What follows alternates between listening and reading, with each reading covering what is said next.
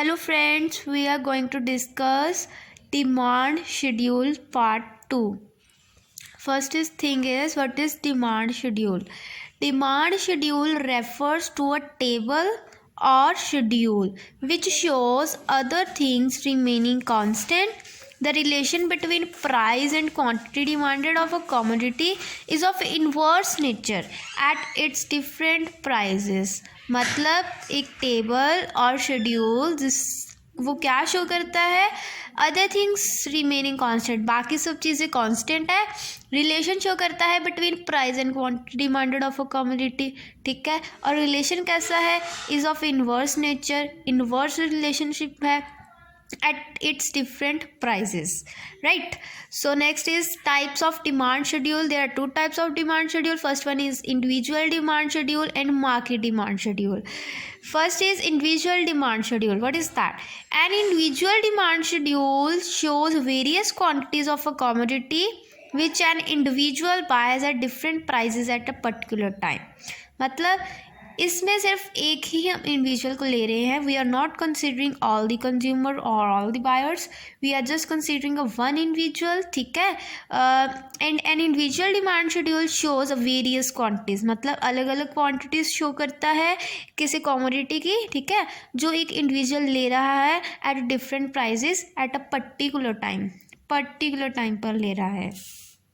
Demand schedule, अभी demand schedule आप देखो, प्राइजेज हैं यहाँ पे और क्वांटिटी डिमांडेड है एक्स कमोडिटीज़ की. प्राइस है 50 तो quantity demanded is 1. When the price of commodity decreases 40, quantity demanded is 2. Prices is 30, quantity demanded is 3. Prices of a commodity is 20, quantity demanded is 4. Price is 10, quantity demanded is 5. ठीक है, so what does this show? It shows that when the prices of a commodity decreasing, its quantity demanded is increasing. Okay, and that is known as inverse relationship between price of x and its quantity demanded. ठीक है, ये inverse relationship show कर रहा है, मतलब जब price कम होंगे तो उसकी डिमांड क्या होगी, बढ़ जाएगी, क्वांटिटी डिमांडेड बढ़ जाएगी. नेक्स्ट इंडिविजुअल डिमांड कर्व है. देखो, in picturisation of demand schedule is called demand curve. ये डिमांड शेड्यूल को अगर हम ग्राफिकली रिप्रेजेंट करेंगे तो that is known as individual demand curve. Individual demand curve ये है, देखिए, on the X axis I have plotted prices of X in rupees and on the X axis I have plotted demand in kgs. When price of commodity is 50, we are purchasing 1 unit of that of a commodity. When prices is 30, quantity demanded is 3. ठीक है, and joining A point B point we get individual demand curve or individual demand slope which is downward sloping. ये ऊपर से नीचे है. ठीक है, A to B, this is downward sloping. Why is of downward sloping? Because of the inverse relationship between price and its quantity demanded. Right, prices कम होंगे, quantity demanded बढ़ जाएगी. पहले प्राइस इतना था तो क्वांटिटी इतनी थी, अगर प्राइस कम हुआ 30 हुआ तो क्वांटिटी डिमांडेड हमारी बढ़ गई, 3 यूनिट्स हो गई. राइट, ये था इंडिविजुअल डिमांड कर्व और individual demand schedule. Next is market demand curve और schedule. MDC is market demand curve. It refers to the table which shows the amount of a commodity demanded by all the consumer in a market at all possible prices at a given period of time.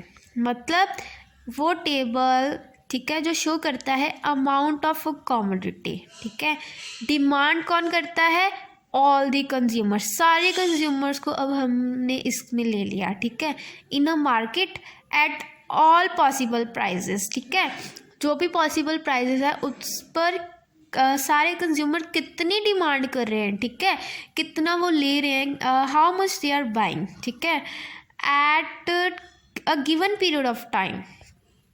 Individual demand में क्या था, particular time था, इसमें क्या है, a given period of time. It is arrived by adding the demand of all the buyers at different prices. ये हमें कैसे मिलता है, कैसे अराइव होता है, by adding the demand of all the buyers. ठीक है, अगर हम सारे बायर्स की डिमांड को ऐड कर देंगे, एडिशन कर देंगे, तो हमें क्या मिल जाएगा, मार्केट डिमांड का. बट ये जो थिंग है ये प्रैक्टिकल इतनी ईजी नहीं है. This is not very easy in practical. Let us assume that there are two buyers A and B in a market. ठीक है जी, टू बायर्स हैं एक मार्केट में, ए एंड बी है. By adding up their individual demand schedule, अगर हम उनका इंडिविजुअल डिमांड शेड्यूल्स ऐड कर देंगे, then by adding up their individual demand schedules we get a market demand schedule. ठीक है, अगर हम उनका इंडिविजुअल डिमांड शेड्यूल्स ऐड कर देंगे तो हमें मार्केट डिमांड शेड्यूल मिल जाएगा. But practically it is not easy task. हमें पता है ये प्रैक्टिकली इतना इजी नहीं है कि हर एक इंडिविजुअल की डिमांड शेड्यूल लें और हम सबको प्लस करें, ऐड करें, तो then we will get market price. No. Anyway, देखिए प्राइजेज ऑफ एक्स. ठीक है, quantity demanded per month by individual, ये इंडिविजुअल ए है, ये इंडिविजुअल बी है, एंड टोटल डिमांड. ठीक है, when the prices is 50, quantity demanded by A is 1 and quantity demanded by B is 2. When price of a good is 40, A demanded the quantity 2 units, and on the other hand B is demanding 3 units of it. ठीक है, सो दोनों का अलग अलग है demand schedule. ठीक है, अलग एट ईच पॉसिबल प्राइजेस. ठीक है, सो अगर हम इन दोनों को प्लस कर देंगे तो हमें क्या मिल जाएगा, मार्केट डिमांड और टोटल डिमांड. ठीक है जी, 1 + 2 is equal to 3, 2 + 3 is equal to 5, 3 + 4 is equal to 7, 4 + 5 is equal to 9, 5 + 6 is equal to 11.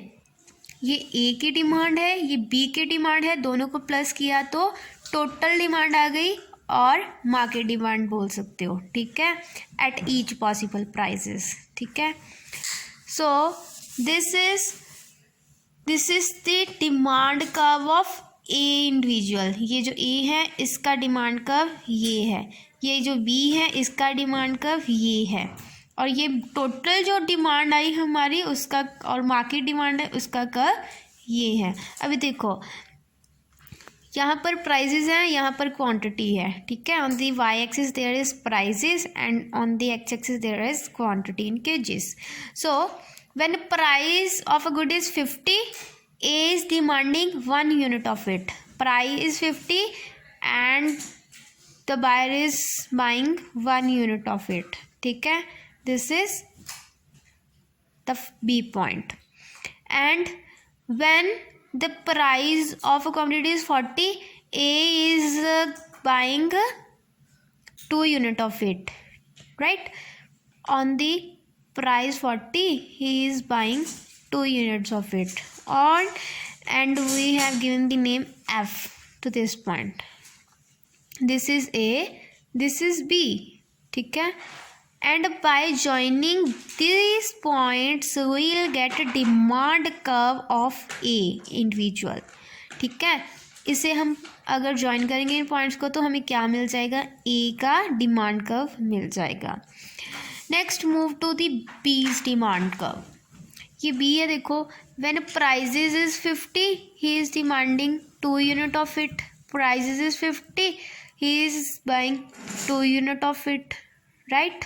इसमें क्या था, ए इंडिविजुअल 50 प्राइस पर कितना ले रहा है, 1, बट बी कितना ले रहा है, 50 प्राइस पर 2 units ले रहा है, राइट.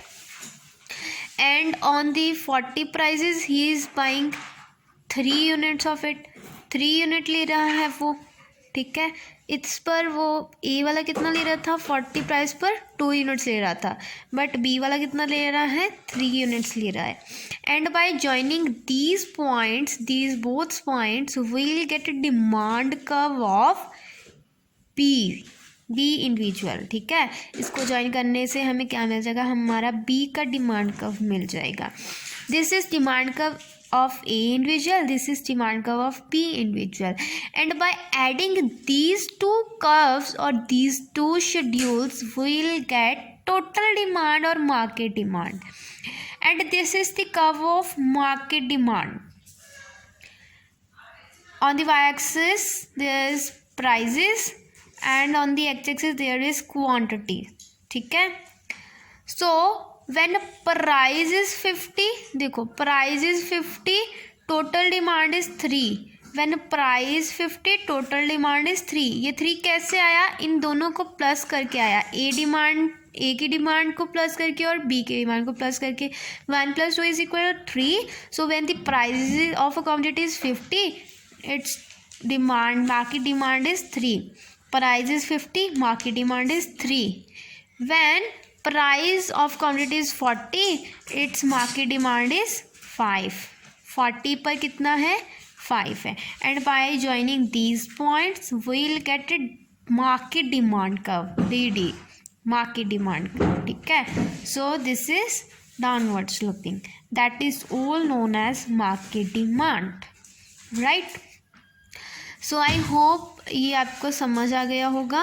सो प्लीज़ आपको अगर मेरी वीडियो पसंद आई है तो लाइक, सब्सक्राइब और शेयर ज़रूर करें और कमेंट बॉक्स पर कमेंट ज़रूर करें. Bye bye.